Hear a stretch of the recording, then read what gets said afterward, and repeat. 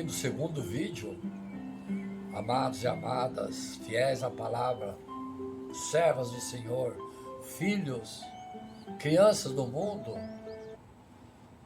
que estão nesse momento, juntamente conosco, ouvindo as palavras do Pai. Seu coração é um solo fértil, hein, amados? Quero lembrar a parábola de vocês, para vocês, do semeador que se encontra em Mateus capítulo 13. Nessa passagem, Jesus está a falar para uma multidão. Ele falava muito através de metáforas, parábolas.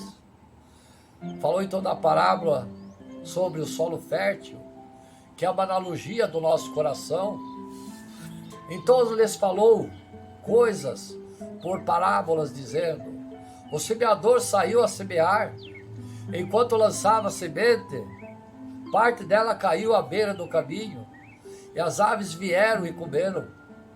Parte dela caiu no terreno pedregoso, onde não havia muita terra, e logo brotou, porque a terra não era profunda. Mas quando saiu o sol, as plantas se queimaram e secaram, porque não tinha raiz. Outra parte caiu entre espinhos e cresceram, sufocado as plantas. Outra caiu em boa terra, deu boa colheita, e 100, 60 e 30 por um. Mateus capítulo 13, verso 3 e 8, explicando, amados, amadas, filhos. Papai vai explicar a parábola do semeador. O próprio Jesus explicou o significado dessa parábola do semeador aos seus discípulos, apóstolos. Jesus explicou que quando alguém ouve a mensagem do reino, mas não entende, o maligno vem e arrebata o que foi semeado em seu coração, tal como as aves comem as sementes que caem pelo caminho. O solo rochoso no qual algumas sementes caíram representa aquela pessoa que, ao ouvir a mensagem, impulsivamente a recebe com alegria. No entanto, pela falta de raiz, isso dura pouco, pois logo surgem conflitos internos por causa da mensagem, e essa pessoa se ofende ao abandono. Também há aquela pessoa que ouve a mensagem, mas as preocupações desse mundo, a sedução da riqueza, o poder, a luxúria, o dinheiro, a ambição, a sufocam, tornando-a infrutífera. Esse é aquele que foi semeado entre os espinhos. Contudo, o exemplo da semente que foi semeada em bom solo representa aquele que ouve e atende a mensagem, frutificando. Aqui já há uma clara indicação do significado de 3 elementos dessa parábola. O primeiro, a semente da parábola do semeador, é uma representação da palavra de Deus.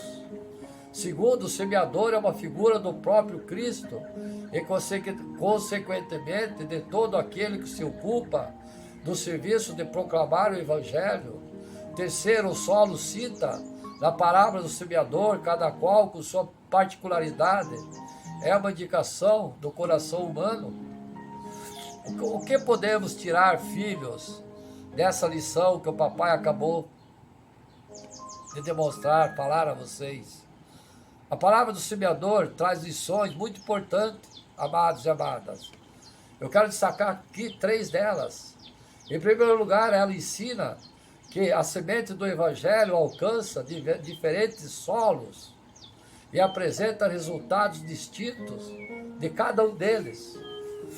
Algumas pessoas possuem um coração insensível que não responde positivamente ao convite do Evangelho. Essas pessoas nem mesmo refletem na mensagem anunciada. Outras possuem coração impulsivo que acaba recebendo superficialmente a mensagem. Uma vez que a emoção passa, essas pessoas voltam à sua antiga vida de pecado.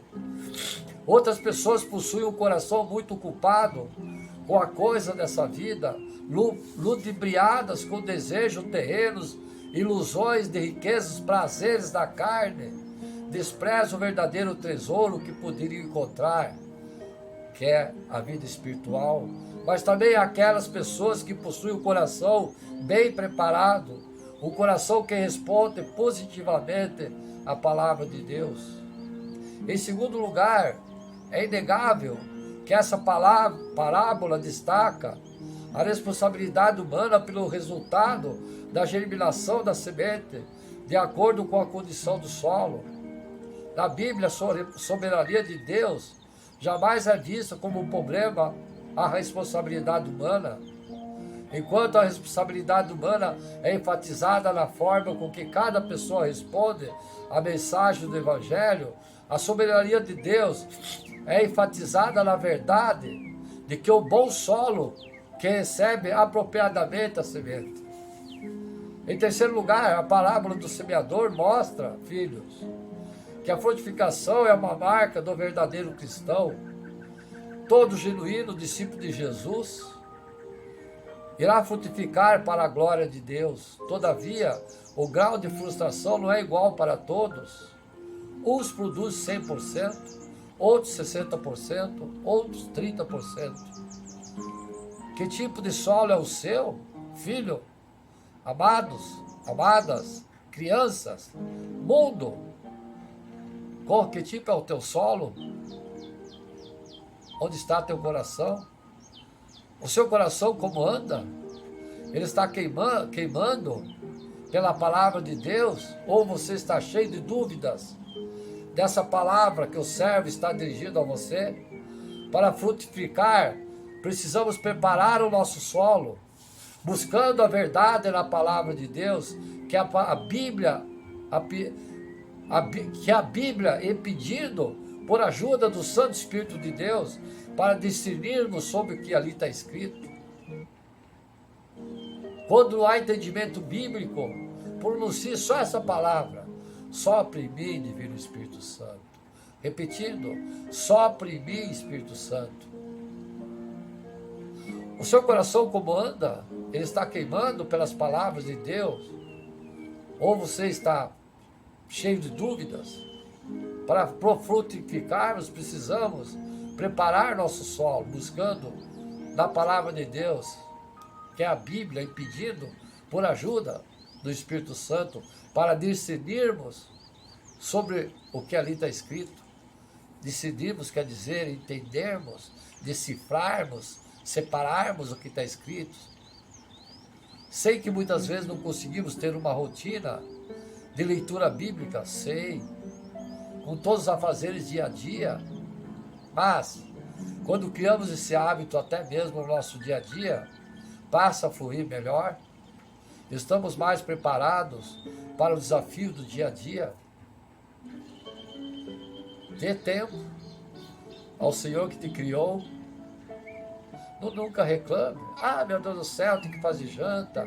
Ah, meu Deus do céu, eu tenho que estudar. Ah, meu Deus do céu, eu tenho que fazer os deveres de escola.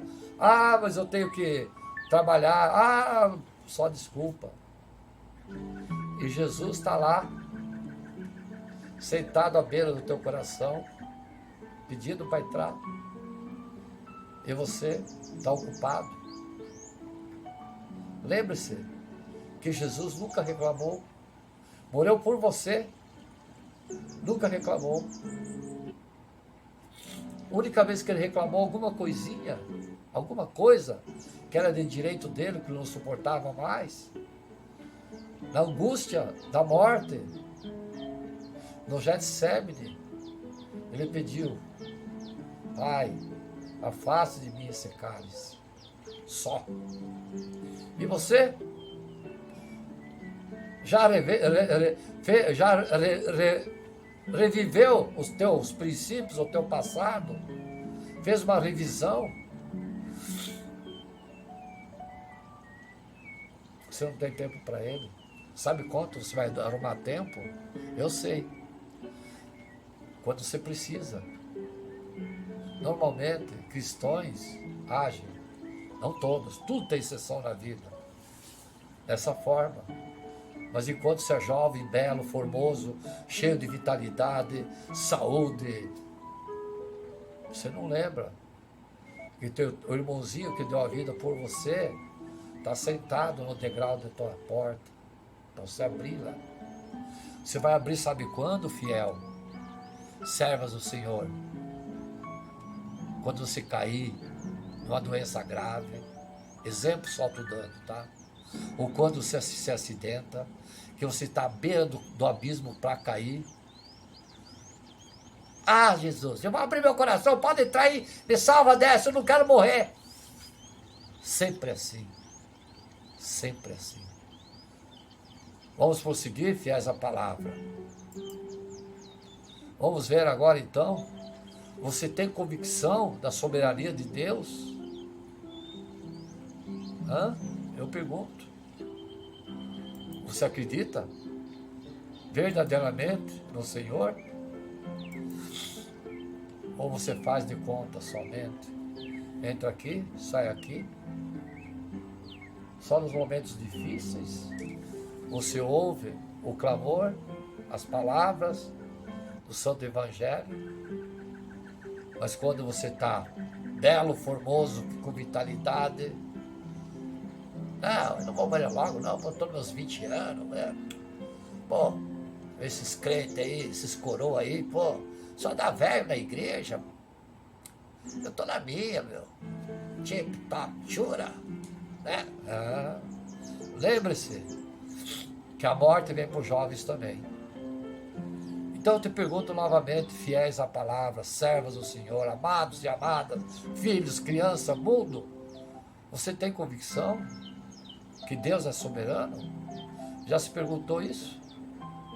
Eu lhe pergunto então, quero ter uma conversa breve com você sobre a soberania de Deus. As minhas pregações são de diversos tópicos, 4 estações do ano, né? Orações, louvores em meio à pregação. Sei que às vezes podemos nos encontrar com medo de pedidos, com medo de perdidos, mas o nosso Pai conhece todas as peças do quebra-cabeça da vida de cada um de nós, da minha, de vocês. Ainda que em determinados momentos nos encontremos onde cada uma delas se encaixa as peças, podemos ter a convicção que em sua soberania e ter a certeza que Deus irá nos dirigir para montarmos o quadro final do seu tempo, da sua vida. A soberania de Deus e as nossas escolhas. A Bíblia diz que Deus é soberano. Amém? Mas também que temos capacidade de tomar decisões. Nossas ações são importantes e trazem consequências reais. Existe muito debate sobre como é possível Deus ser soberano e nós termos a capacidade de fazer escolhas. Nós podemos dizer que Deus é soberano porque Ele nos concede o privilégio de escolhermos e definir o que podemos escolher e as consequências de nossas ações. Livre-arbítrio, Ele te dá. Você é livre. Você tem liberdade para tudo. Fazer com responsabilidade. E lembre-se, o que você planta, você colhe. Foi o próprio Deus que colocou em nossa natureza a capacidade de fazer planos e de liberar. E Ele se alegra quando em nossa liberdade confiamos nos planos dEle. E reconhecemos a sua soberania sobre tudo. Veja as passagens que eu vou citar agora. É da natureza humana fazer planos, mas a resposta vem do Senhor. Provérbios capítulo 16, verso 1. Confie no Senhor tudo que você faz, e seus planos serão bem-sucedidos. Provérbios 16, verso 3. Precisamos, amados e amadas, lembrar que Deus conhece o quadro de toda a nossa existência, enquanto nós temos uma perspectiva limitada. Nós não vemos tudo além do horizonte. Ele vê tudo através e além do horizonte.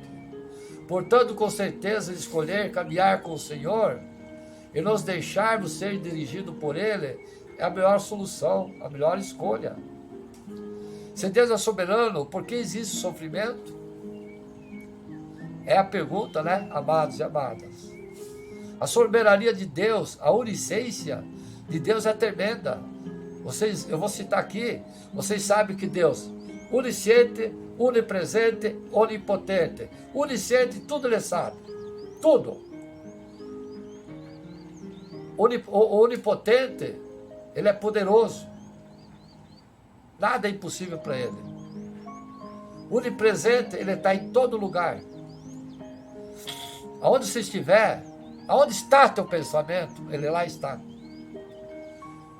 Ele conhece todas as coisas. Ele conhece o princípio, o meio e fim. Ele sabe o que você pensa, o que você faz, o que você vai ser, o que você será. Tudo, enfim. Com isso, muitos podem se perguntar, por que o nosso Senhor permite que aconteçam tragédias e sofrimento? Eu sei que, amados e amadas, vocês gostaram muito e vão gostar muito desse tópico. Existem muitas perguntas a respeito disso. Vou repetir. Com isso, muitos podem se perguntar por que do nosso Senhor permitir que aconteça tragédias e sofrimentos. Vou explicar. Como disse anteriormente, o próprio Deus colocou em nós a capacidade de decidirmos e fazer planos. Ele nos criou a sua imagem e semelhança. Nos criou seres livres, como já abordei, com livre-arbítrio. Escolher o que você quer. Gênesis capítulo 1, verso 26. Então disse Deus, façamos o homem à nossa imagem. Eu sou a imagem dele. Conforme a nossa semelhança, domine ele sobre os peixes do mar, sobre as aves do céu, sobre os animais grandes de toda a terra, e sobre todos os pequenos animais que se movem rente ao chão. Infelizmente, nem sempre fazemos boas escolhas, né, amados e amadas? Alinhada com a perfeita vontade de Deus, nosso Pai. Desde Adão e Eva, a humanidade sofre com seus próprios erros, escolhas equivocadas, sim. E isso impacta a boa parte das tragédias, sofrimentos presentes no mundo. Eu não vou ler mais abaixo, mas eu quero fazer um parágrafo aqui. O que Deus disse para Adão e Eva?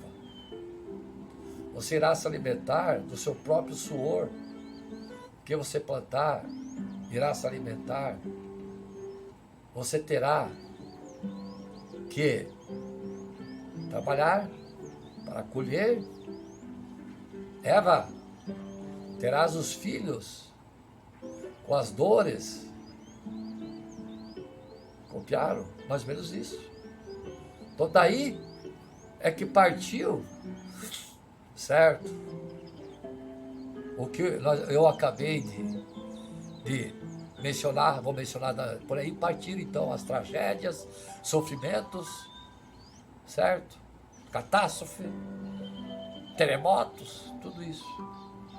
Não é porque Deus é mau, não.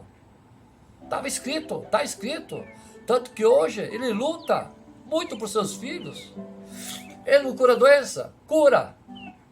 Ele não salva vidas? Salva. Falando em salva vidas, eu quero aqui contar uma passagem a vocês, que é essa palavra. Vale muito a pena de demonstrar o grande amor que Deus tem por nós.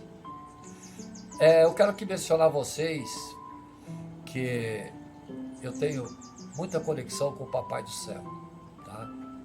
Então, vocês, vários devem saber daquela reportagem que Chapecoense, o avião caiu, né?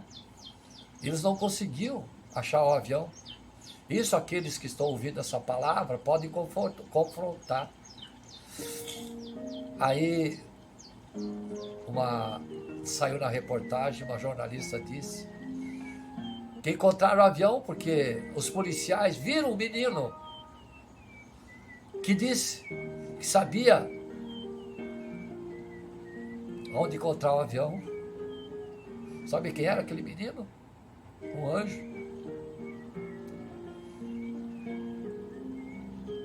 Papai me disse. Não me pergunte como. Estou apenas passando para vocês. Eu disse, pai, está muito triste. Sim, filho. No meio daqueles que lá estavam, muitos pediram por mim. Muitos morreram, sim. Mas, pelo menos o Papai do Céu deixou, ou melhor, ajudou a encontrar o avião. Moral dessa parábola, dessa metáfora, queria só mencionar o amor do Pai e do anjo, que o Espírito estava no menino, que levou os policiais até onde estava o avião. Isso é uma prova do amor de Deus, que Ele tenta fazer tudo o que pode por nós. Amém? A casa de Jó, existem pessoas inocentes que sofrem. No livro de Jó temos o exemplo de um homem bom que sofreu injustamente, mas sendo sempre fiel a Deus. Esse sofrimento foi causado pelo maligno, não por Deus.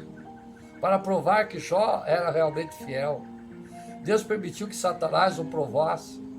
Deus é soberano, mas a sua soberania, Ele permite que os outros agentes tenham capacidade da escolha.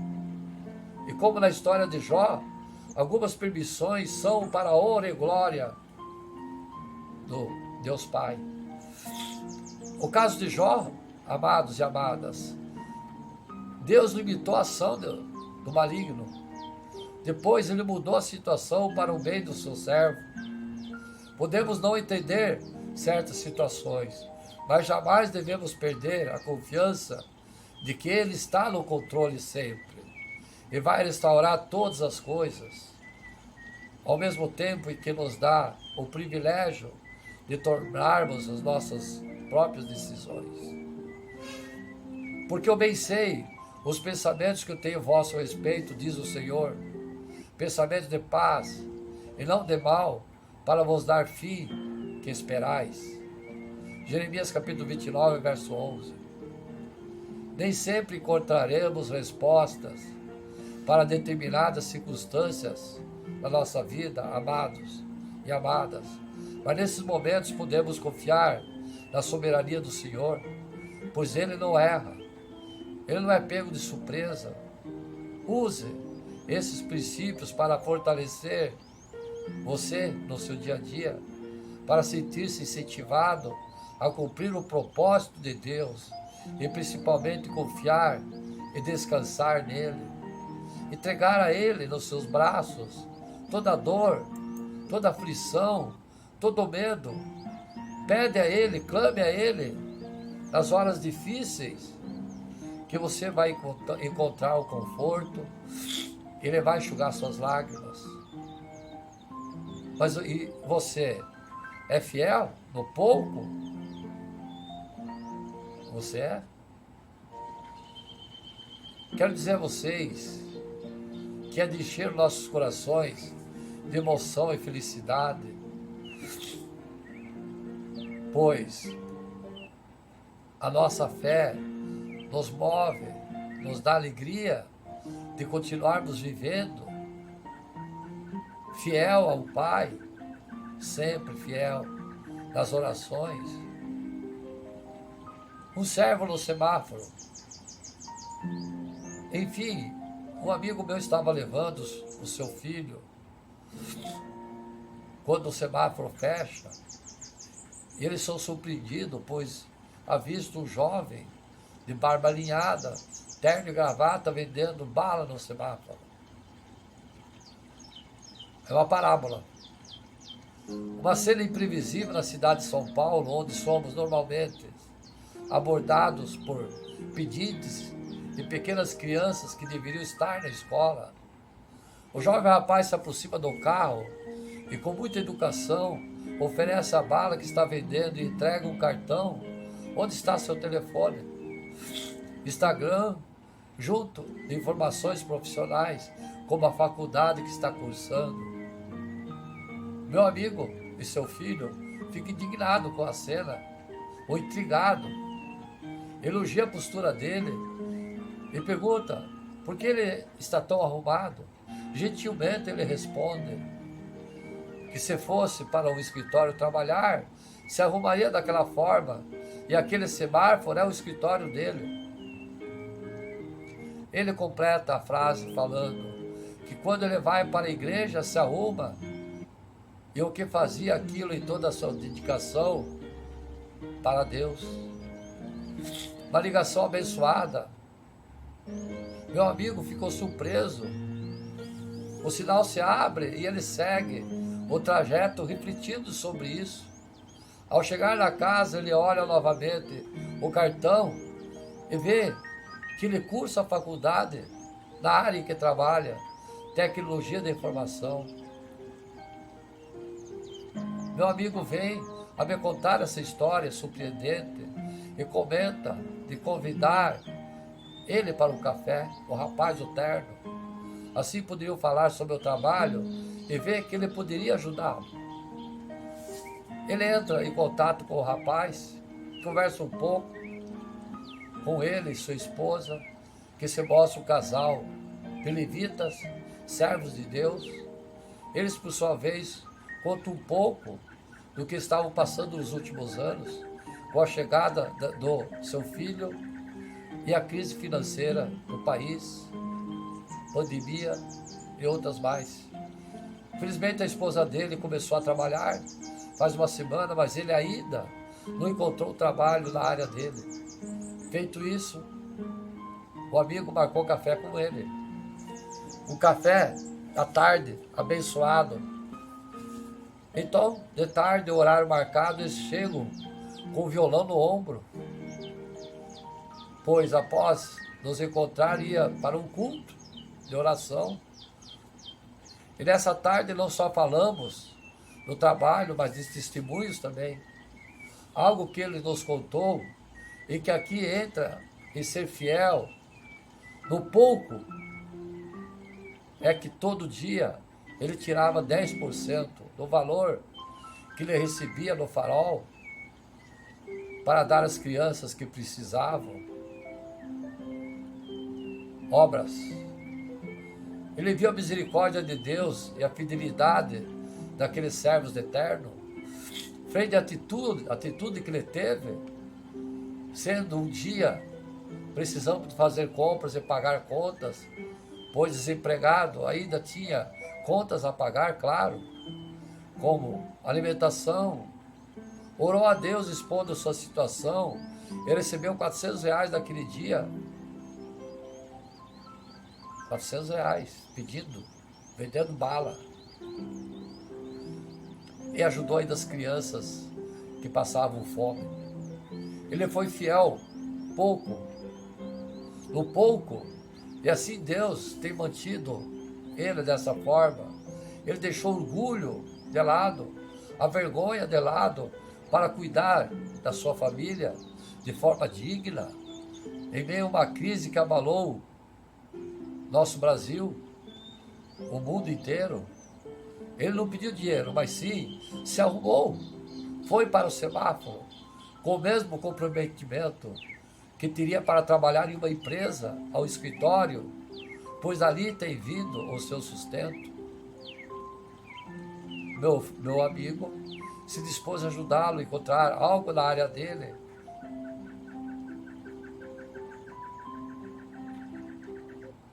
Por pouco, ou melhor, com pouco tempo, ele arrumou um emprego numa empresa onde meu amigo trabalha.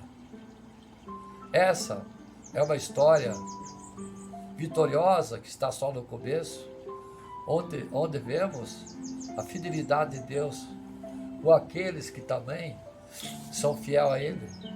Então aí, jovens, amados e amadas, está uma prova que se comunicar também é importante. Orar também importante. Fazer obras é também. Onde você está nesse momento, nessa historinha que contei a vocês, talvez esteja tudo bem na sua vida, ou talvez não esteja. Mas o que eu quero perguntar a você, você dá valor aonde você está nesse momento? Dá? Ou não lhe pergunto isso, você está pensando só em trabalho? Mas quanto à sua família, relacionamento, igreja, assim por diante. Tudo que fazemos, devemos fazer como se fosse para Ele. Tenha sido isso na sua mente. Dê o seu melhor e saiba que Deus está vendo suas ações. Seu reconhecimento não vem dos homens, mas sim vem do alto. Quero deixar aqui uma passagem da reflexão que fique marcado em seu coração. Portanto, se já ressuscitastes com Cristo, buscai as coisas que são de cima, onde Cristo está sentado à destra de Deus, à direita de Deus. Pensai nas coisas que são de cima, e não nas que são da terra. Porque já estáis mortos e a vossa vida está escondida com Cristo em Deus. Quando Cristo, que é a nossa vida, se manifestar, então também vós vos manifestastes com Ele em glória. Mortificai, pois, vossos membros que estão sobre a terra, a fornicação, a impureza, a afeição desordenada, a vil concupiscência e a avareza, que é a idolatria, pelas quais coisas vêm da ira de Deus sobre os filhos da desobediência, das quais também em outro tempo andastes, quando viveis nela. Mas agora despojai-vos também de tudo, da ira, da cólera, da malícia, da maledicência, das palavras torpes da vossa boca. Não mintais uns aos outros, pois que já vos despistaste do velho homem com seus feitos, e vos vestirdes do novo, que se renova para o conhecimento, segundo a imagem daquele que o criou, onde não há grego nem judeu, circuncisão e nem incircuncisão, bárbaro, cita, servo ou livre, mas Cristo é tudo e em todos. Revesti-vos, pois, como eleitos de Deus, santos e amados, de entranhas de misericórdia, de benignidade, humildade, mansidão, longanimidade, suportando-vos uns aos outros e perdoando-vos uns aos outros. Se alguém tiver queixa contra o outro, assim como Cristo vos perdoou, assim fazei vós também. E sobre tudo isto, revesti-vos de amor, que é vínculo de perfeição, é a paz de Deus, para a qual também fosse chamado o corpo. Domine em vossos corações a sede, agradecidos. A palavra de Cristo habita em vós abundantemente em toda a sua sabedoria, ensinando-vos, admoestando-vos uns aos outros, com salmos, hinos, cânticos espirituais, cantando ao Senhor com graça em vossos corações. E quando fizerdes por palavras e por obras, fazei tudo em nome do Senhor Jesus, dando a Ele graças do Deus Pai. Vós, mulheres, estáis sujeitas aos vossos maridos, como convém ao Senhor. Vós, marido, amai vossas mulheres e não vos irriteis contra elas. Vós, filhos, obedecei em tudo a vossos pais, porque isso é agradável ao Senhor Pai. Vós, pais, não irritei vossos filhos, para que não percam o ânimo. Vós, servos, obedecei em tudo os vossos senhores segundo a carne, não servindo só na aparência, como para agradar aos homens, mas em simplicidade de coração, temendo a Deus. E tudo quando fizerdes, fazei-o de todo o coração, como o Senhor, e não aos homens, sabendo que recebereis do Senhor o galardão da herança, porque Cristo, o Senhor, servis. Mas quem fizer agravo, receberá o agravo. Quem fizer, pois não há acepção de pessoas. Colossenses capítulo 3, verso 1 e 25. Por essas palavras fiéis, é o recado que o Divino Pai, através desse servo, está lhe enviando nesse momento. Você é humilde diante do Pai? Sim ou não? Quero aqui expressar a vocês que somos impelidos nesse mundo, incentivados apenas em pensar nós mesmos. O que é humildade? Tantas vezes não inflamamos o nosso ego, como se tem lá em cima, não só diante das pessoas, mas principalmente diante de Deus, que é o nosso Pai.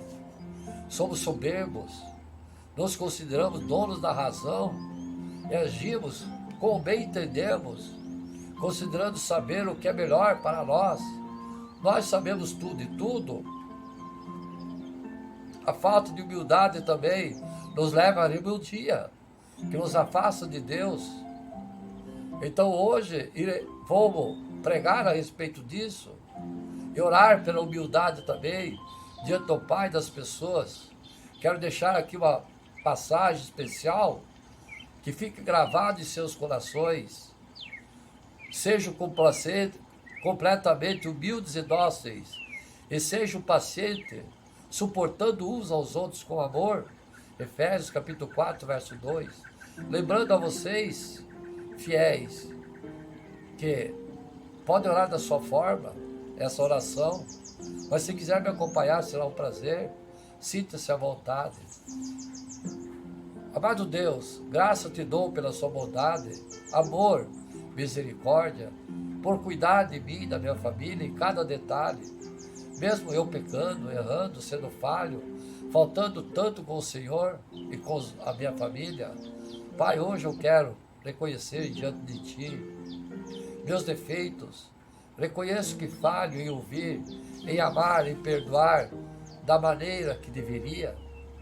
Sei que minha atitude já tem magoado diversas vezes. Isso me entristece, pois eu quero demonstrar a completa gratidão que eu tenho por Ti. Quero Te servir o melhor, da melhor maneira, buscando fazer aquilo que é de Seu agrado. Também quero ter uma atitude de humildade perante meus irmãos, reconhecendo meus erros e falhas com elas para não agir da mesma forma, e peço o auxílio do Divino Espírito Santo. Sopra em mim, Espírito Santo. Também peço que me dê humildade para pedir perdão àqueles que eu preciso, minha família, minha esposa, que haja sensatez e sabedoria nas palavras que eu proferir. Nesse momento oramos para que o nosso coração seja limpo de toda soberba, raiva, má ambição ou ressentimentos. Senhor, por favor, tire todo esse peso do meu falar, de que meus lábios saiam somente palavras que te edifiquem. Já te agradeço também por poder contar com vós, meu Pai, em todos os momentos. Cuide de minha família. Meu Deus, o teu poder e a tua glória e honra seja dado sempre para vós. Que essa minha oração, minha pregação chegue até vós, meu Pai, no sopro da brisa, com o perfume de uma rosa. Você tem sido humilde. Falamos antes sobre a humildade diante do Pai. Agora eu peço, você tem sido humilde? Hein, amados e amadas? Você tem sido humilde? Se perguntem a vocês mesmos, eu tenho sido humilde? A característica é tão importante, mas às vezes parece tão escassa para nós, a humildade. Humilde é o oposto do ser orgulhoso, arrogante ou soberbo. Sendo assim, é uma característica muito elogiada em toda a Bíblia, o que muitas vezes procede à honra, como está escrito em Provérbios, capítulos 15, verso 33, e capítulo 18, verso 12. Aos olhos do mundo, muitas vezes ser uma pessoa humilde é sinal de fraqueza, ou algo ruim, medroso, burro. Mas não devemos enxergar dessa forma, pois é necessária muita sabedoria e domínio próprio para agir dessa forma. Há diversas passagens bíblicas que enfatizam a necessidade de ser humilde.